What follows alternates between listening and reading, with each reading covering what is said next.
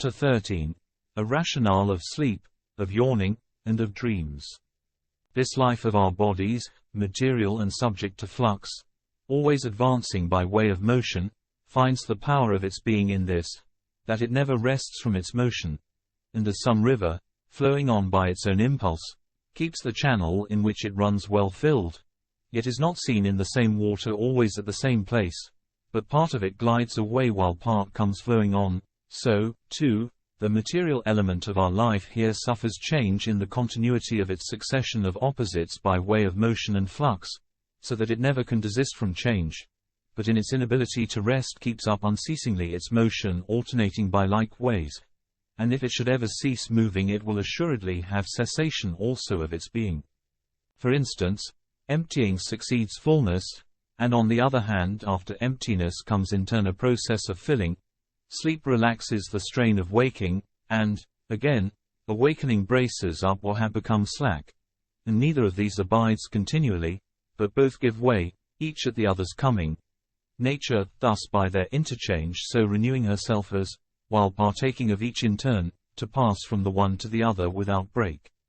For that the living creature should always be exerting itself in its operations produces a certain rupture and severance of the overstrained part, and continual quiescence of the body brings about a certain dissolution and laxity in its frame. But to be in touch with each of these at the proper times in a moderate degree is a staying power of nature, which, by continual transference to the opposed states, gives herself in each of them rest from the other. Thus she finds the body on the strain through wakefulness, and devises relaxation for the strain by means of sleep, giving the perceptive faculties rest for the time from their operations, loosing them like horses from the chariots after the race. Further, rest at proper times is necessary for the framework of the body, that the nutriment may be diffused over the whole body through the passages which it contains, without any strain to hinder its progress. For just as certain misty vapors are drawn up from the recesses of the earth when it is soaked with rain, whenever the sun heats it with rays of any considerable warmth, so a similar result happens in the earth that is in us, when the nutriment within is heated up by natural warmth, and the vapors, being naturally of upward tendency and airy nature, and aspiring to that which is above them, come to be in the region of the head like smoke penetrating the joints of a wall. Then they are dispersed thence by exhalation to the passages of the organs of sense, and by them the senses are of course rendered inactive, giving way to the transit of these vapors. For the eyes are pressed upon by the eyelids when some leaden instrument, as it were, I mean such a weight as that I have spoken of, lets down the eyelid upon the eyes, and the hearing, being dulled by these same vapors, as though a door were placed upon the acoustic organs, rests from its natural operation, and such a condition is sleep, when the sense is at rest in the body, and altogether ceases from the operation of its natural motion, so that the digestive processes of nutriment may have free course for transmission by the vapors through each of the passages. And for this reason, if the apparatus of the organs of sense should be closed and sleep hindered by some occupation, the nervous system, becoming filled with the vapors, is naturally and spontaneously extended so that the part which has had its density increased by the vapors is rarefied by the process of extension, just as those do who squeeze the water out of clothes by vehement wringing, and, seeing that the parts about the pharynx are somewhat circular, and nervous tissue abounds there, whenever there is need for the expulsion from that part of the density of the vapors, since it is impossible that the part which is circular in shape should be separated directly, but only by being distended in the outline of its circumference. For this reason, by checking the breath in a yawn, the chin is moved downwards so as to leave a hollow to the uvula, and all the interior parts being arranged in the figure of a circle, that smoky denseness which had been detained in the neighboring parts is emitted together with the exit of the breath. And often the like may happen even after sleep when any portion of those vapors remains in the region spoken of undigested and unexhaled. Hence the mind of man clearly proves its claim to connection with his nature, itself also co-operating and moving with the nature in its sound and waking state, but remaining unmoved when it is abandoned to sleep, unless anyone supposes that the imagery of dreams is a motion of the mind exercised in sleep. We for our part say that it is only the conscious and sound action of the intellect which we ought to refer to mind. And as to the fantastic nonsense which occurs to us in sleep, we suppose that some appearances of the operations of the mind are accidentally molded in the less rational part of the soul. For the soul, being by sleep dissociated from the senses, is also of necessity outside the range of the operations of the mind, for it is through the senses that the union of mind with man takes place. Therefore, when the senses are at rest, the intellect also must needs be inactive. And an evidence of this is the fact that the dreamer often seems to be in absurd and impossible situations, which would not happen if the soul were then guided by reason and intellect.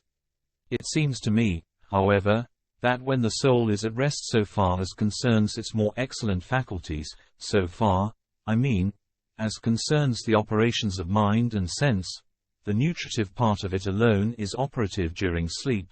and that some shadows and echoes of those things which happen in our waking moments, of the operations both of sense and of intellect, which are impressed upon it by that part of the soul which is capable of memory, that these, I say, are pictured as chance will have it, some echo of memory still lingering in this division of the soul.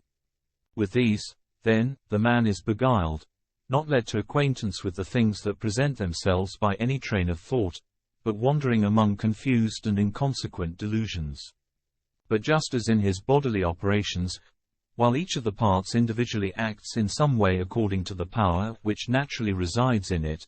there arises also in the limb that is at rest a state sympathetic with that which is in motion. Similarly in the case of the soul, even if one part is at rest and another in motion, the whole is affected in sympathy with the part. For it is not possible that the natural unity should be in any way severed, though one of the faculties included in it is in turn supreme in virtue of its active operation. But as, when men are awake and busy, the mind is supreme,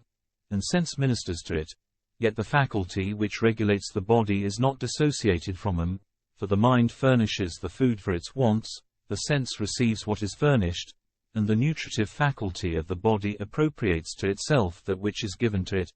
So in sleep the supremacy of these faculties is in some way reversed in us, and while the less rational becomes supreme, the operation of the other ceases indeed, yet is not absolutely extinguished. But while the nutritive faculty is then busied with digestion during sleep, and keeps all our nature occupied with itself, the faculty of sense is neither entirely severed from it, for that cannot be separated which has once been naturally joined, nor yet can its activity revive, as it is hindered by the inaction during sleep of the organs of sense.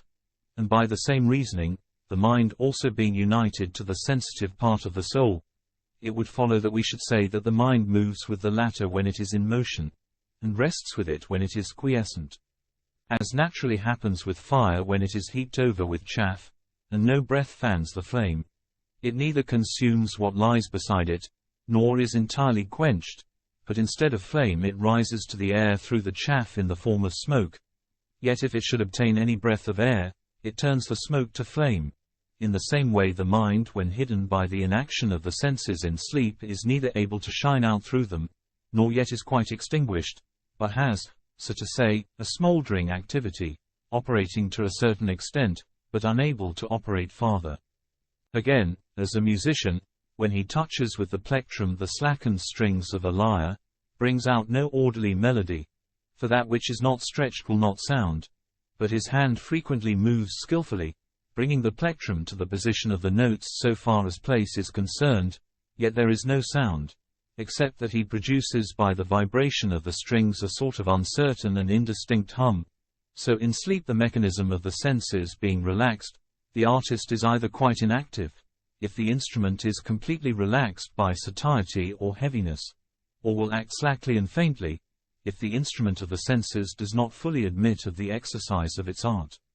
For this cause memory is confused, and foreknowledge, though rendered doubtful by uncertain veils, is imaged in shadows of our waking pursuits, and often indicates to us something of what is going to happen.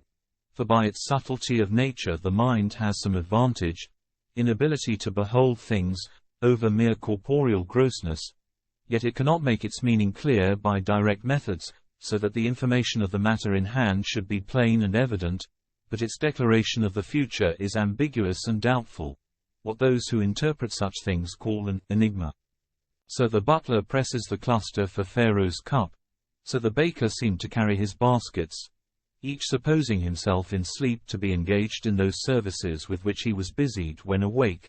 for the images of their customary occupations imprinted on the prescient element of their soul, gave them for a time the power of foretelling, by this sort of prophecy on the part of the mind, what should come to pass. But if Daniel and Joseph and others like them were instructed by divine power, without any confusion of perception, in the knowledge of things to come, this is nothing to the present statement, for no one would ascribe this to the power of dreams, since he will be constrained as a consequence to suppose that those divine appearances also which took place in wakefulness were not a miraculous vision but a result of nature brought about spontaneously. As then, while all men are guided by their own minds, there are some few who are deemed worthy of evident divine communication, so, while the imagination of sleep naturally occurs in a like and equivalent manner for all, some, not all, share by means of their dreams in some more divine manifestation. But to all the rest, even if a foreknowledge of anything does occur as a result of dreams, it occurs in the way we have spoken of. And again, if the Egyptian and the Assyrian king were guided by God to the knowledge of the future, the dispensation wrought by their means is a different thing, for it was necessary that the hidden wisdom of the holy men should be made known, that each of them might not pass his life without profit to the state. For how could Daniel have been known for what he was, if the soothsayers and magicians had not been unequal to the task of discovering the dream? And how could Egypt have been preserved while Joseph was shut up in prison, if his interpretation of the dream had not brought him to notice? Thus we must reckon these cases as exceptional, and not class them with common dreams. But this ordinary seeing of dreams is common to all men, and arises in our fancies in different modes and forms, for either there remain, as we have said, in the reminiscent part of the soul, the echoes of daily occupations, or, as often happens, the constitution of dreams is framed with regard to such and such a condition of the body, for thus the thirsty man seems to be among springs, the man who is in need of food to be at a feast, and the young man in the heat of youthful vigor is beset by fancies corresponding to his passion. I also knew another cause of the fancies of sleep, when attending one of my relations attacked by frenzy, who being annoyed by food being given him in too great quantity for his strength, kept crying out and finding fault with those who were about him for filling intestines with dung and putting them upon him. And when his body was rapidly tending to perspire, he blamed those who were with him for having water ready to wet him with as he lay. And he did not cease calling out till the result showed the meaning of these complaints, for all at once a copious sweat broke out over his body, and the relaxation of the bowels explained the weight in the intestines. The same condition then which, while his sober judgment was dulled by disease, his nature underwent, being sympathetically affected by the condition of the body, not being without perception of what was amiss, but being unable clearly to express its pain, by reason of the distraction resulting from the disease. This, probably, if the intelligent principle of the soul were lulled to rest, not from infirmity but by natural sleep, might appear as a dream to one similarly situated, the breaking out of perspiration being expressed by water, and the pain occasioned by the food, by the weight of intestines. This view also is taken by those skilled in medicine, that according to the differences of complaints the visions of dreams appear differently to the patients, that the visions of those of weak stomach are of one kind, those of persons suffering from injury to the cerebral membrane of another, those of persons in fevers of yet another, that those of patients suffering from bilious and from phlegmatic affections are diverse, and those again of plethoric patients, and of patients in wasting disease, are different. Whence we may see that the nutritive and vegetative faculty of the soul has in it by commixture some seed of the intelligent element, which is in some sense brought into likeness to the particular state of the body, being adapted in its fancies according to the complaint which has seized upon it. Moreover, most men's dreams are conformed to the state of their character. The brave man's fancies are of one kind, the coward's of another, the wanton man's dreams of one kind, the continent man's of another. The liberal man and the avaricious man are subject to different fancies. while these fancies are nowhere framed by the intellect, but by the less rational disposition of the soul, which forms even in dreams the semblances of those things to which each is accustomed by the practice of his waking hours. If you enjoyed this talk, consider subscribing to this channel and click on the notification bell, then you will know when new content is added to this playlist. Thank you for listening, and have a blessed day.